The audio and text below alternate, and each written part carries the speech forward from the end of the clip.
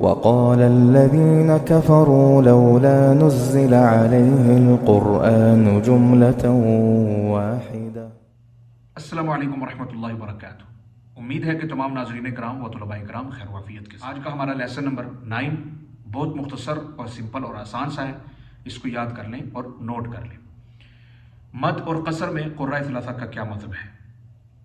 مد اور قصر یعنی مد متصل اور مد منفصل، دونوں مدوں کے اندر امام ابو جعفر المدنی اور امام یعقوب الحضرمی دونوں قراء کے نزدیک مد منفصل میں قصر اور مد متصل میں توسط ہوگا، جس کی مقدار 2 الف کے برابر ہے، اور امام خلف رحمۃ اللہ تعالیٰ کے نزدیک دونوں مدوں کے اندر توسط ہوگا، جس کی مقدار 3 الف ہے۔